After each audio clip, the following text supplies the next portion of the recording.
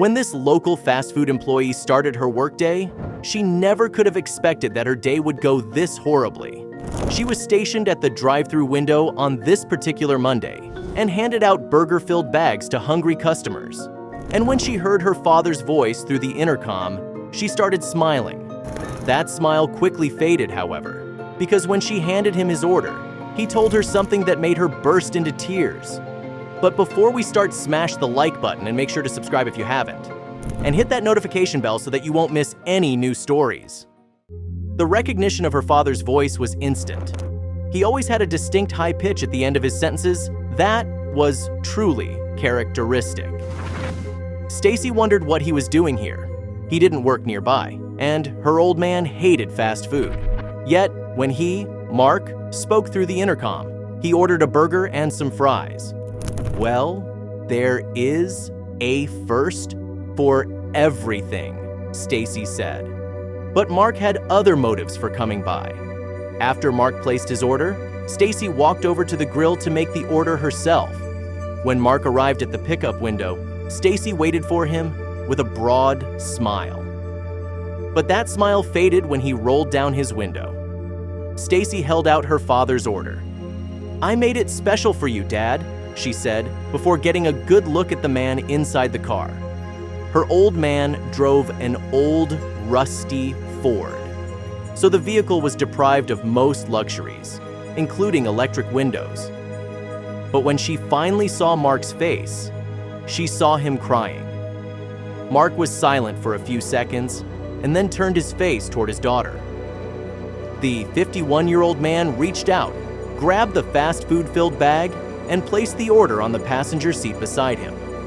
Stacy could see that her father was struggling with finding the right words, so she asked her question again. "What's wrong, Dad?" And that's when he spoke his hurtful words. "I'm leaving you and Mom." Mark was gone, and Stacy was left behind, broken and in tears. While being in sheer panic, Stacy grabbed her phone. She searched through her contacts and pressed down on her father's phone number. But when Stacy did that, it instantly became clear that her father was being serious. The phone rang not even once before rerouting her to voicemail. "Has he blocked my number? What the hell is going on?" Stacy drove home slowly, trying to calm her heart rate down the entire way. And when she finally arrived, she was hoping to find her father waiting behind the front door, saying that this was all some cruel joke. But what she ended up finding was much more heartbreaking. Stacy swung open the door and faced a living room full of open drawers and half-emptied out boxes. "Mom!" the young girl shouted. The sight made Stacy even more anxious about the entire situation with her father. "Mother! Mom! Where are you?" Stacy continued her yelling until she finally reached the top of the stairs. And there she saw it. On the bed of her parents' bedroom sat Stacy's mother. She was crying and staring at a picture. "Did Dad come by here?" Stacy asked while inspecting her mom's teary eyes. Stacy's mother looked up, and the way she looked said enough. She knew more. I tried to stop and calm him down, but it did not work. He was gathering stuff that belonged to him: clothes, valuables, and even family pictures. He seemed frantic and panicked in a way, so I asked him to slow down. But when I did, he got furious. He said that he was going to leave us. Stacy's mother started crying again, which caused her daughter to do the same.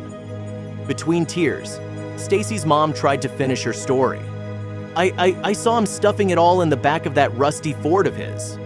When I asked him what he was doing, he got angry and said he was going to leave us." Stacy's mother's story added to the pain Stacy already felt. About a week after their father's disappearance, the unexplained separation was hard on both women, so they called in sick from work for the entire week after.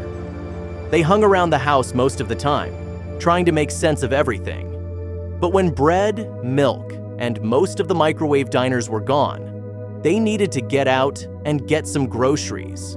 And that's when things got weird. They drove to the supermarket together, and their trip started out looking normal. But when Stacy repeatedly looked through the back window, her mother started getting nervous. "What is it? What do you see?" she asked her daughter.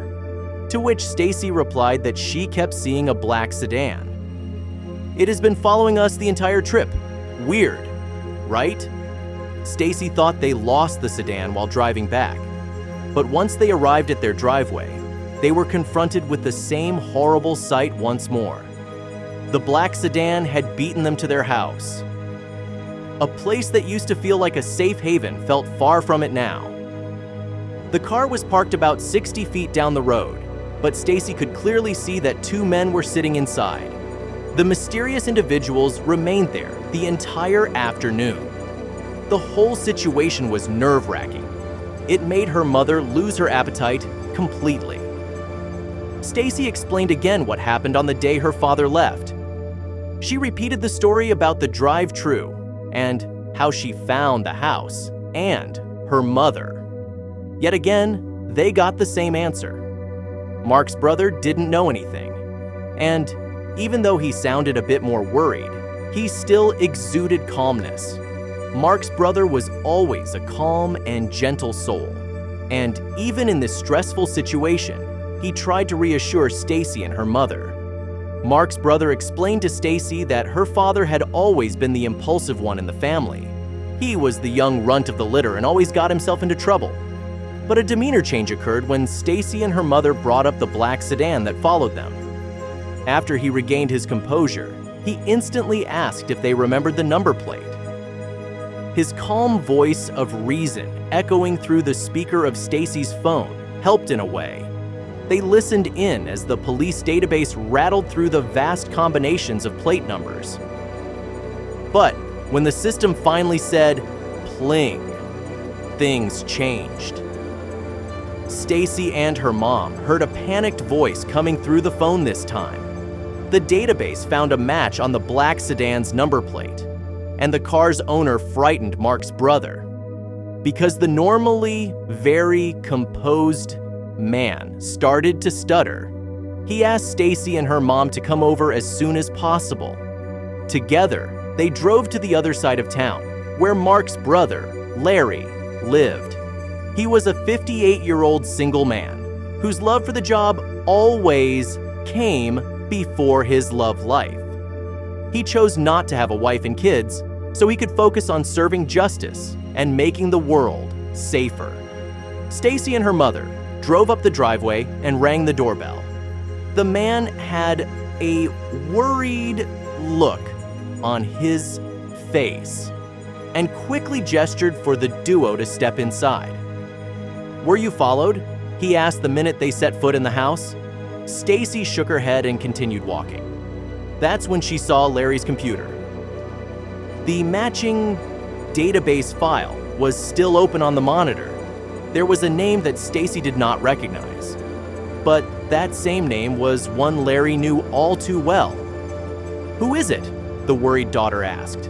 Larry explained that this man worked for a company that dealt in gambling bets. They were linked to horse races, back alley casinos, and lots of other illegal dealings. So if this car is following you, there's trouble. According to Larry, the illegal company was well known by the police. These people only work with large wagers. Larry walked up to his computer and pulled up all the files related to the shady company.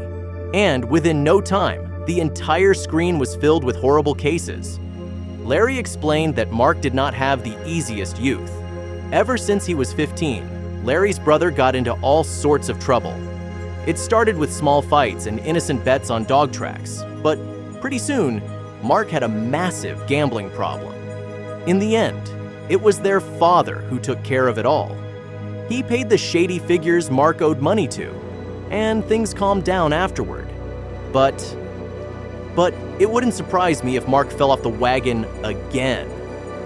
Everything happening right now seems very similar to what happened all those years ago, Larry stated. Stacy couldn't believe it. Her father was a gambling addict and was having secret dealings with some underground criminals. Anger started to build up in Stacy's body. Larry noticed it and placed his calming hand on her shoulder. He explained that her father was probably very ashamed of this lifestyle. It got him in so much trouble when he was younger. So naturally, he wanted to protect his safe and positive family life. Don't forget that my brother loves you. He will do anything to keep you safe, so that's probably why he left. Larry's words seemed to make sense. But then, Larry asked Stacy and her mom to follow him to the garage. He pulled out a large tinted envelope and showed Stacy and her mom the large sum of money.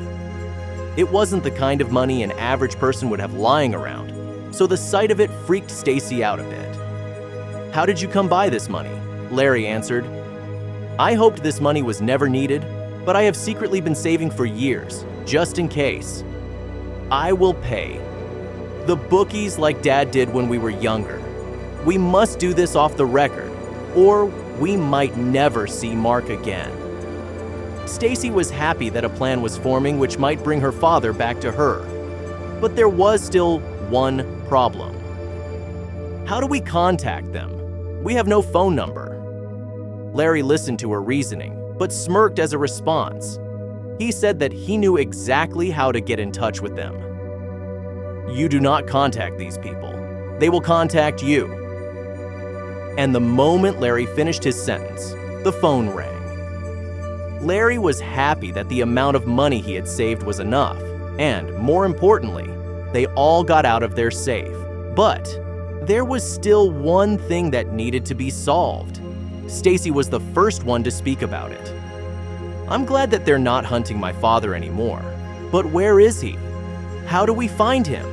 Stacy was starting to feel tears forming again, but a surprise awaited her. Larry waited for the gambling company to leave the area fully before talking. You can never be too safe. But when they finally vanished, he let out a careful smile. Stacy's mother noticed it and got a bit angry. "Do you think this is funny? My husband is still missing, and you are standing here laughing." But Larry quickly explained that he had a very good hunch on where Mark was. He told Stacy and her mother to get into the car. "We are going on a little trip." The car drive was long, but after about 5 hours, they arrived at an open area of a dense forest. Eventually, Stacy and her mom saw Mark standing in the doorway.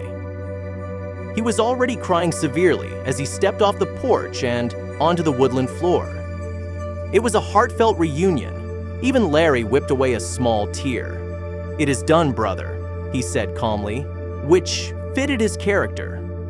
Mark thanked his policeman brother and hugged him warmly before shaking hands as brothers do. But he was mostly happy that he was reunited with his family. It was a blessing.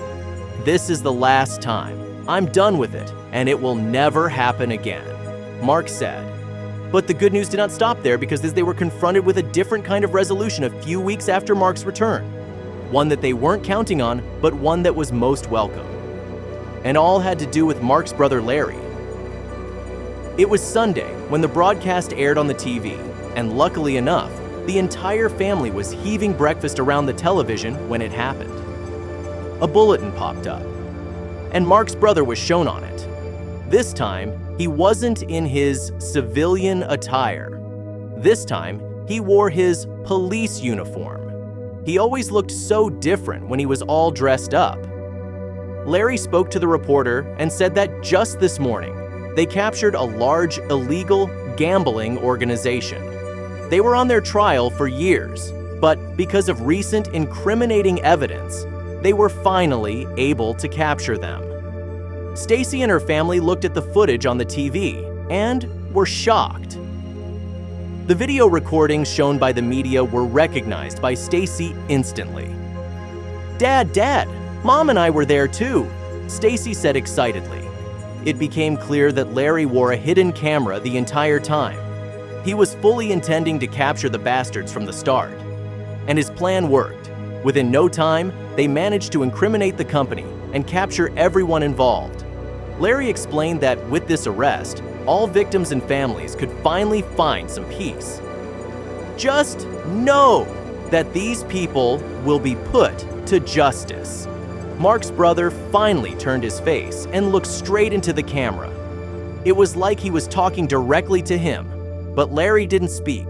He just smiled.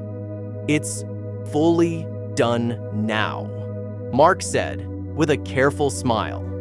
He was already out, and that notion was enough for him. But even though that was the case, the arrest still felt like a weight was being lifted off his shoulders. Stacy saw it too, and hugged her father as a response. This was his horrible past being buried for good. Now, they could focus on their positive future together.